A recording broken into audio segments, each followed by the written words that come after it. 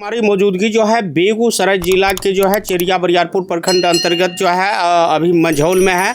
और हमारे साथ जो मौजूद हैं वो किसी परिचय के मोहताज नहीं है। जैसा कि कुछ दिनों से आप काबर झील महापंचायत का नाम से जो है किसान महापंचायत के नाम से संगठन के माध्यम से जो है यहाँ पर ज़मीन का जो आंदोलन चल रहा था, जो सोशल मीडिया पर प्रसारित हो रही थी, तो उन्हीं के कर्ता धर्ता हमारे साथ मौजूद हैं और उनसे जानने का प्रयास करते हैं आखिर मामला है क्या। सर, मेरे चैनल में आपका बहुत बहुत स्वागत है। आपको भी बहुत बहुत धन्यवाद। मीडिया लोकतंत्र या हमारी व्यवस्था का चौथा स्तंभ होता है। हमारा शब्द आम जनता तक पहुंचाने के लिए, आम लोगों तक पहुंचाने के लिए आपका बहुत बहुत धन्यवाद। जी जी। ये काबर किसान महापंचायत क्या है, ये क्या मामला था? देखिए, शब्द है कावर एक क्षेत्र का नाम है। किसान मतलब आप जानते हैं, महापंचायत मतलब ऐसी जो चीज़ें जो पंचायती से नहीं सलट पा रही हो, तो उसके लिए महापंचायत बुलाया जाता है। पंचायत का बड़ा रूप महापंचायत हो गया। तो यहाँ के लगभग 10 लाख किसान पिछले 35 साल से, किसान तो पूरे भारत में प्रताड़ित हैं, लेकिन यहाँ के 10 लाख के लगभग के आबादी और उससे जुड़े किसान पिछले 35 साल से सरकार के द्वारा एकदम फुटबॉल बना दिए गए हैं, प्रताड़ित कर दिए गए। और लास्ट में कुछ दिनों पहले, 2 महीने पहले, लगभग इनका जो प्रताड़ना का अवधि था वो डेथ वारंट में बदल गया। सरकार की तरफ से अब ये एक डेथ वारंट निकाल दिया गया है कि अब आप लोग जा सकते हैं यहाँ से, आपका प्रताड़ना अब नहीं करेंगे, अब आपके वध का समय आ गया था। तो उसके समाधान के लिए किसानों की कई दशकों बाद इस क्षेत्र में कभी आंदोलन नहीं हुआ है। यह क्षेत्र आंदोलन रहित रहा, यह क्षेत्र बहुत शांत रहा है। क्षेत्र बेगूसराय जिला का एक पार्ट होते हुए यहाँ आपको गुंडे या क्राइम या ये सब का सीन नहीं मिलेगा। क्षेत्र बहुत ही शांत रहा है। तो आंदोलन, इन सारे चीज़ों का इनको एक्सपीरियंस नहीं रहा है, यह क्षेत्र ने आंदोलन नहीं किया है। तो 35 साल बाद उसी अपने मांग को लेकर एक संगठन का निर्माण हुआ, जिसे काबर किसान महापंचायत कहा गया।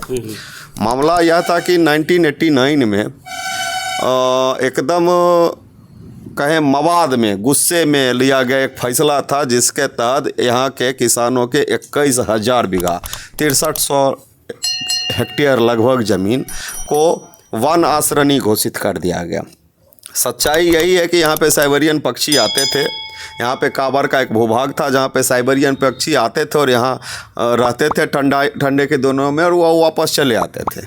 लेकिन इसकी दूसरी सच्चाई यही है कि काबर में जो पक्षियों का आने का क्रम हुआ, ये 1989 में ही नहीं शुरू हुआ। जब वन विभाग बना भी नहीं था, उससे पहले भी हमारे पूर्वज उस पक्षियों को देखभाल कर रहे थे। हमारे पक्षी हमारे यहाँ आते थे, वन विभाग के यहाँ नहीं आते थे, अंग्रेज़ों के यहाँ नहीं आते थे, लालू यादव के यहाँ नहीं आते थे, नीतीश कुमार के यहाँ नहीं आते थे, वो हमारे ही थे। तो अब मेरा गेस्ट, हम उसको कैसे उपचार करें वो हम जानेंगे। सरकार ने कहा नहीं, गेस्ट तुम्हारा है, पकवान भी तुम्हारा रहेगा, लेकिन खिलाएंगे हम अपने तरीके से। उसने 21,000 बीघा ज़मीन को 89 के लगभग में त्रुटिपूर्ण है ये गजट पास करके, त्रुटिपूर्ण गजट के साथ में इस ज़मीन को उन लोगों ने अपने अधिग्रहण कर लिया। अधिग्रहण करने के बाद भी, अब वन विभाग होने के बाद भी रजिस्ट्री चल रही है, जो टैक्स होता है हम टैक्स दे रहे हैं, और बंदोबस्ती चल रही है। आप किसी को शुद्ध भरना में दे सकते हैं, आप किसी को दान में दे सकते हैं। वन विभाग, वन अधिनियम के तहत अगर जब ज़मीनें ली गई तो ना वहाँ कोई दुकान बनेगा, ना मकान बनेगा, ना रोड बनेगा, ना स्कूल बनेगा, ना वो वन का हो गया। लेकिन 89 से लेकर 2012 तक कई स्कूल खोले गए। जमंगलागढ़ में जाइएगा तो आपको गेस्ट हाउस मिलेगा, जमंगलागढ़ में जाइएगा तो स्कूल मिलेंगे। गरीबों के बीच पर्चा बांट के इंदिरा आवास के नाम पे वहाँ लूटपाट किया गया। इस बीच में 2012 तक रजिस्ट्री भी हुई, 89 से लेकर 2012 तक रजिस्ट्री हुई। इस बीच में फ़िलहाल के दिनों तक टैक्सेशन लिया जा रहा है। लेकिन नया सर्वे में सरकार के तरफ से फरमान आया कि ये सारे ज़मीनों को वन विभाग के नाम से कर दीजिए। इसी को लेके यहाँ के लोगों में आक्रोश था। और किसानों की ये लड़ाई 21,000 बीघा, मतलब आप ये समझ जाइए कि एक क्षेत्र से 1 लाख टन का पैदावार ख़त्म हो जाएगा, एक क्षेत्र से 250 करोड़ का सालाना इनकम ख़त्म हो जाएगा। तो आसपास की आबादी आप जितना हरा भरा देख रहे हैं, या हरा भरा होते हुए भी आपको लगेगा कि यह क्षेत्र रेगिस्तान है। जान को बचाने के लिए एक महापंचायत का आह्वान किया गया है, जिसका नाम है कांवर किसान महापंचायत। तो 35 साल से आप इस मतलब मामला को छोड़े हुए थे, अब क्या मतलब अब लड़ाई स्टार्ट किए? सर 35 साल से क्यों नहीं स्टार्ट किए? पहले तो इसका एक गैर मतलब जवाब दे देते हैं कि पानी, ये आपको अंग्रेज आए थे, ईस्ट इंडिया कंपनी आई थी 1700 में, आप 1947 में क्यों आज़ाद हुए?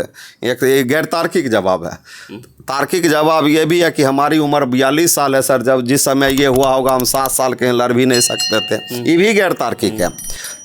तार्किक शब्द ये है श्रीमान कि 89 में गजट पास किया गया, 89 के समय संवाद का क्या जरिया रहा होगा? वहाँ व्हाट्सअप यूनिवर्सिटी होगी, वहाँ फेसबुक रहा होगा, वहाँ फ़ोन रहा होगा। उस समय कम्युनिकेशन का क्या तरीका रहा होगा? लोगों के पास संवाद आज भी नहीं पहुँच पाया है। लोगों के पास आज 35 साल में सरकार के तरफ से नोटिस नहीं आ पाई है कि आपकी ज़मीन अधिग्रहण में चली गई है। सरकार हमसे संवाद नहीं कर पा रही है। हम अपना कागज़ लेके जा रहे हैं, हमसे सरकार संवाद नहीं कर पा रही है। हम जागे नहीं हैं, हम कागज़ ऑफिस दौड़ रहे हैं। कभी अनुमंडल मंझौल को समाहर्ता बना दिया जाता है, कभी बेगूसराय को समाहर्ता बना दिया जाता है, कभी हमारी फाइलें पूर्णिया भेज दी जाती है।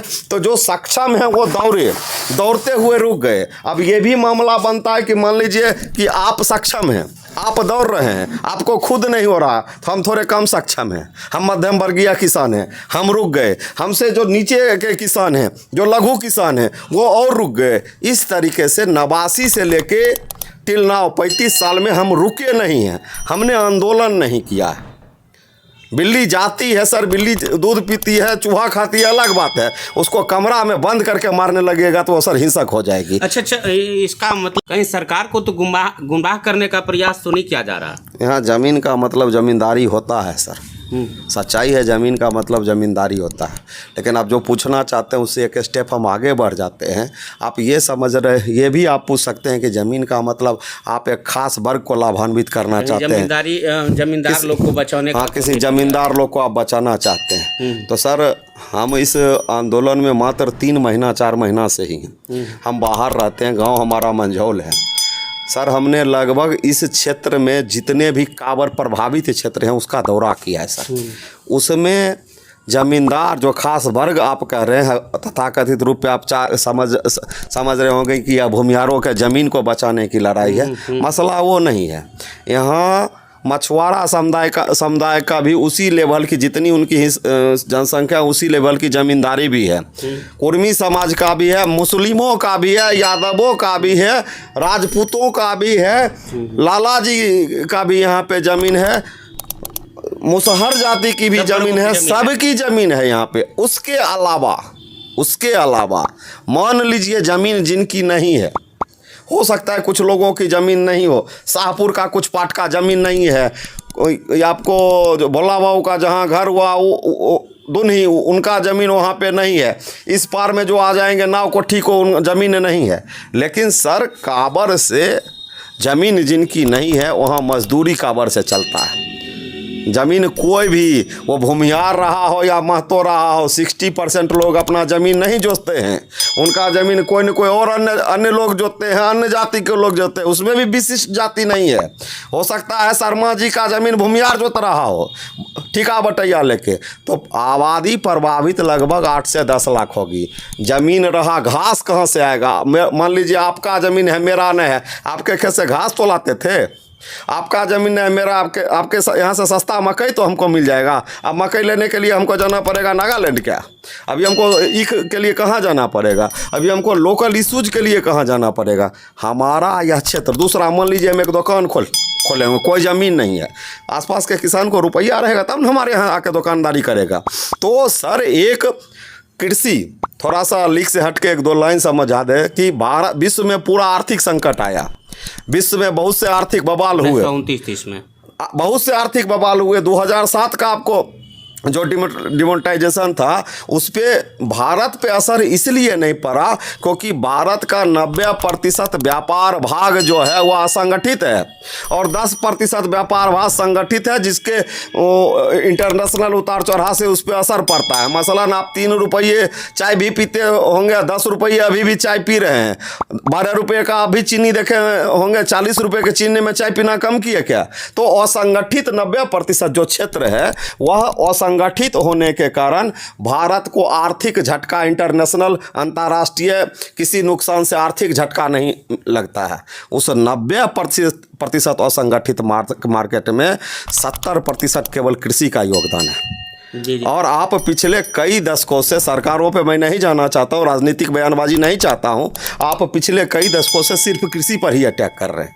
यहाँ मसला है कि 21,000 बीघा आप कर रहे हैं कि हम जमींदारी बचाने के लिए। 2 मिनट के मिलिए, मान लीजिए हमको आप मत दीजिए, वन विभाग को ही दे दीजिए, पक्षी को ही बचा लीजिए, पर्यावरण को बचा लीजिए। हम 35 साल से वहाँ पर नहीं गए हैं, हमने 35 साल से आपकी बात मान ली, कुछ नहीं किया। पर्यावरण विभाग ने क्या कर लिया?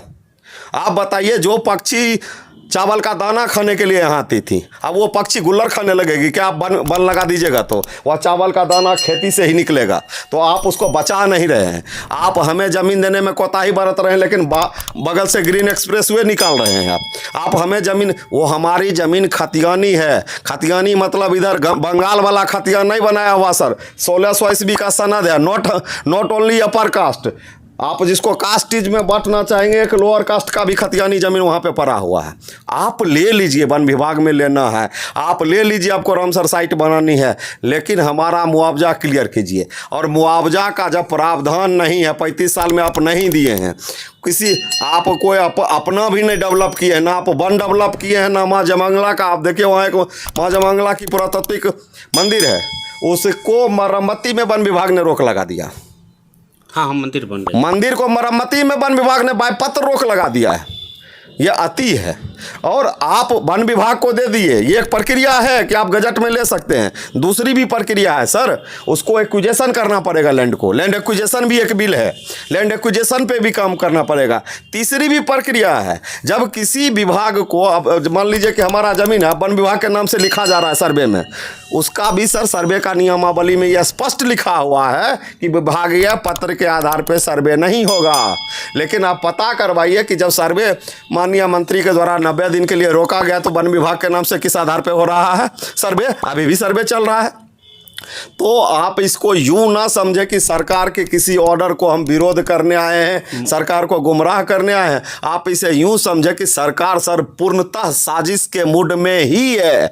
यह साजिश इसलिए है सर कि अर्जेंट अभी इतने स्पीड की जरूरत नहीं थी जी। कहीं ऐसा तो नहीं लगता है कि आप जो है सो इस तरीका की जो है लड़ाई लड़के सरकार को जो है नीचे दिखाने की प्रयास करते हैं, अपने पक्ष में ले जाना चाह रहे हैं? ये तब आप कहा जा सकता जब मेरे पिछले 7 मंत्री हार गए होते और 4 मंत्री अभी कैबिनेट में होते, या हमने कभी सरकार से कॉन्टेस्ट की होती, या हमारा पहले कभी इमेज या फोटो कहीं आया होता इस मामले में कि हम क्या कहते हैं किसी पार्टी के पक्ष में हो या विपक्ष में हो। हाँ, आंदोलन भारत में हुए, हम सारे आंदोलन का अब मुंह नहीं खोलना चाहते, बात का बतंगर बन जाएगा। आंदोलन भारत में हुए हैं, फोर्स और जनबल के आधार पे मांगे मनवा ली गई हैं। आपको आश्चर्य होगा कि 2 महीने में 60 दिन में लगभग हमने 44 से 45 कार्यक्रम किए। ना हमने पुलिस प्रशासन के विरोध में किया है, ना हमने किसी को डिस्टर्ब किया है, ना हम पे कोई FIR हुआ है, जन आक्रोश हुआ है, रैलियाँ निकली हैं, बंदी हुआ है, सब कुछ हुआ है। हमने प्रशासनिक ढांचा को ज्ञापन दिया है, प्रशासन के जो भी व्यक्ति थे उनको हमने आवेदन दिया है। हम सड़क पे आतंक नहीं फैलाए हैं, हम आज भी किया है। ना हम पे कोई FIR हुआ है, जन आक्रोश हुआ है, रैलियाँ निकली हैं, बंदी हुआ है, सब कुछ हुआ है। हमने प्रशासनिक ढांचा को ज्ञापन दिया है, प्रशासन के जो भी व्यक्ति थे उनको हमने आवेदन दिया है। हम सड़क पे आतंक नहीं फैलाए हैं, हम आज भी शिवरी पार नहीं किए हैं। हमारे लोग कुल बुला रहे हैं, हमारी संख्याएं कह रही हैं कि अब जी ये सब इससे नहीं चलेगा, चलिए जिला पे आक्रमण करते हैं, जिला को करते हैं, जिला पे मांग रखते हैं। और अब आजकल आपको पता है ये सरकार ने ही हमको लेसन दिया है कि मंगवाने का तरीका क्या होता है। हम भी प्रभावित हैं किसान आंदोलन गुड़गांव से, हम भी प्रभावित हैं पटना में होने वाले आंदोलन से। लेकिन आज तक यह 60वां दिन है, हम चाह यही रहे कि सरकार और हमारी जो हमारे जो बातचीत का तरीका है वो एकदम शांतिपूर्वक रहे और फैक्टोरियल पे बात हो। ना हम कोई दबाव में काम करवाना चाहते, ना हम दबाव में जीने वाले लोग। जी जी।